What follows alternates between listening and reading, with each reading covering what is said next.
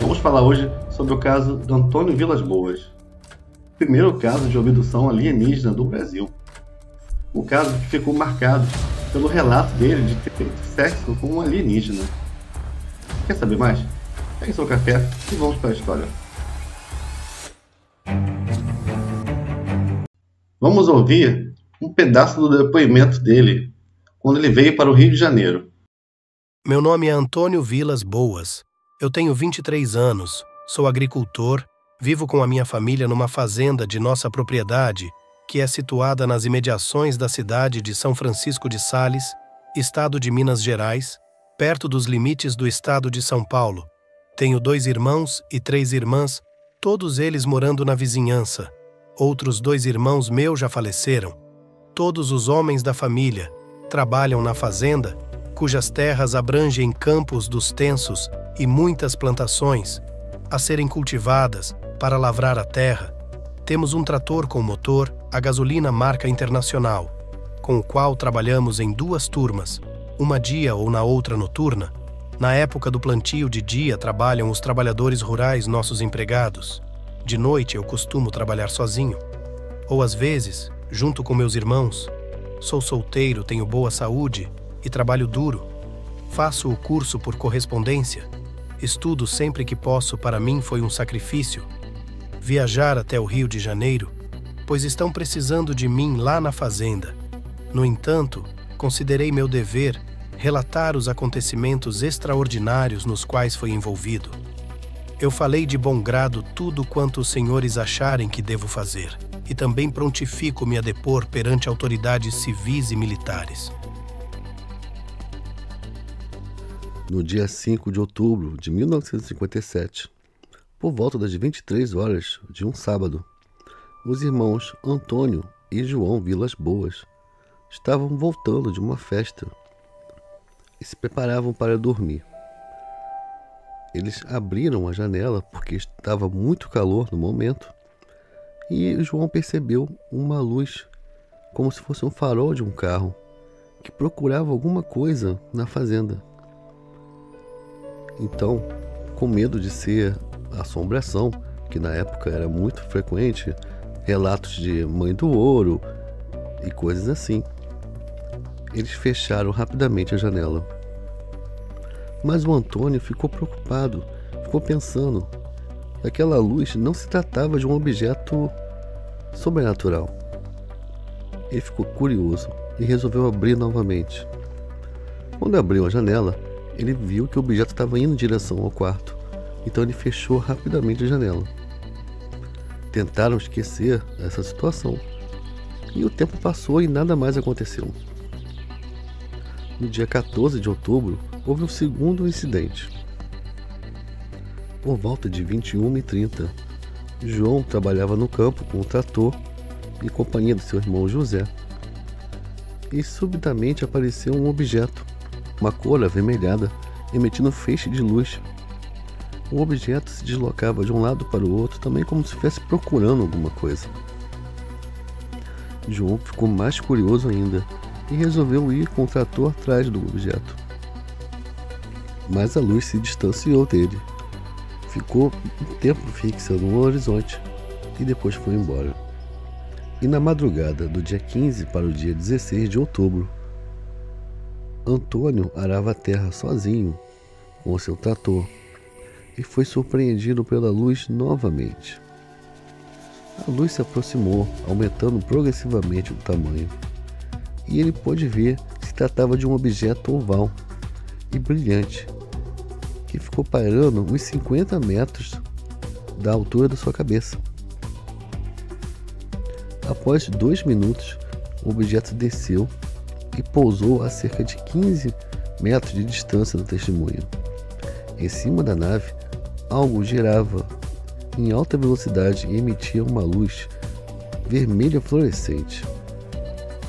A parte de baixo do objeto se abriu e deixou sair 3 suportes metálicos, que Antônio concluiu que se tratava de um trem de pouso.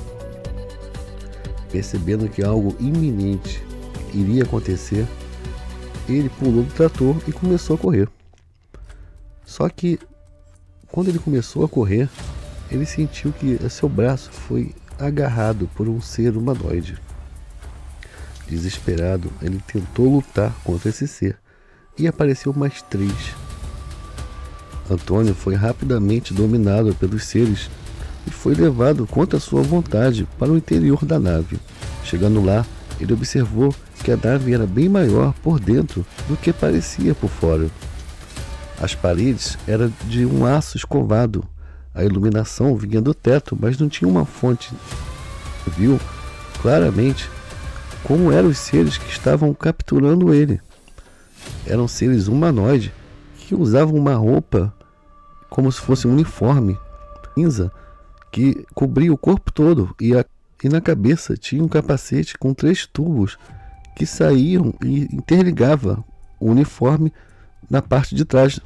Antônio viu os seres conversando como se fosse discutindo o que ia fazer com ele. E ele viu que não era palavras, não era um idioma da terra. Eram grunhidos, sons como se fossem de animais. E isso deixou ele mais assustado ainda. Mas ele não conseguia pensar claramente. Era como se tivesse um controle mental. Antônio percebeu que tinha outros seres também, com o mesmo uniforme. Então os seres se aproximaram dele e começaram a tirar sua roupa. E ele não conseguia resistir, ele não conseguia lutar. Então os seres tiraram as roupas dele com facilidade, sem apresentar agressividade. Depois que tiraram toda a roupa dele, veio um ser com uma esponja e começou a passar no seu corpo um líquido, como se fosse um álcool gel, um líquido grosso, gelado. E na mesma hora, a sua pele absorvia. Ele não ficou molhado. Antônio foi encaminhado para uma outra sala e deixaram ele sozinho. Até que a porta se abriu e entrou um dos seres com uma espécie de objeto na mão. Ele se aproximou e colocou no seu pescoço um objeto que parecia uma ventosa. E ele percebeu que começou a sair o sangue dele entrando no objeto, como se fosse uma aspiração. E ele entendeu que era um exame de sangue, uma coleta de sangue. Mas, estranhamente, ele não sentiu dor. Ele só sentiu a sucção do objeto. Após esse procedimento, o ser saiu. A porta se fechou e ele ficou sozinho. Antônio começou a ficar preocupado porque começou a sair um cheiro pelo teto, como se fosse pano queimado. Então ele pensou até que seria eliminado ali. Até que ele ouviu o barulho da porta abrir novamente. E desta vez entrou um ser de aparência feminina, que estava completamente nua. Estranhamente, ele achou o ser atraente. Ele relatou que o ser tinha baixa estatura, loura, com a pele branca, e o seu corpo era perfeito. O ser se aproximou dele lentamente, até que tocou o seu corpo, e aconteceu o que ele nunca iria imaginar. Ele sentiu atração. Logo tudo fez sentido. Ele percebeu que a substância que passaram no corpo dele deve ter sido algum tipo de afrodisíaco. Eles tiveram uma relação e foi tão intensa que foi mais de uma vez, até que o ser se afastou dele e foi em direção à porta.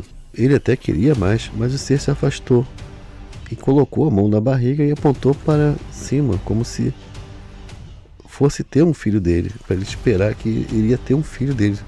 Antônio ainda relatou que durante o ato sexual, ele sabia que estava errado, que a situação estava fora do controle. Ele não conseguia controlar o seu corpo e seus instintos. Teve momentos que ele disse que era assustador, porque a mente dele conseguia se desassociar do corpo. E ele ouvia os gritos e os grunhidos da criatura com medo. Mas mesmo assim não conseguia se libertar. Após isso tudo, Antônio foi levado para uma sala, entregaram as suas roupas de volta e ele percebeu que estava faltando o seu isqueiro. Mas enquanto ele foi conduzido à saída da nave, ele olhou, tinha um painel com alguns objetos e inclusive um que parecia um relógio. E ele tentou pegar esse painel para provar para todo mundo que ele não estava mentindo, que era real a situação. Mas assim que ele conseguiu pegar, os seres perceberam e fizeram ele devolver. Antônio foi deixado perto do seu trator. Ele, ainda assustado, olhou para o seu relógio. Era por volta de 5h30 da manhã. Ou seja, ele ficou cerca de 4 horas dentro da nave. Ele ainda olhou para trás e viu a nave fechando a porta e partindo em alta velocidade. Nos dias que se passaram, ele sofreu com dores pelo corpo, náuseas, falta de apetite. As vistas ficaram lacrimejando, vermelhas. Ele ficou com hematomas pelo corpo, umas manchas amareladas. E ao procurar os médicos, eles perceberam que ele estava sofrendo por exposição à radiação. Esse caso foi pesquisado pelo médico e ufólogo Dr. Olavo Fontes. Se você gostou do vídeo, não deixe de dar seu like e se inscrever no canal. Muito obrigado por assistir o vídeo até aqui e até a próxima.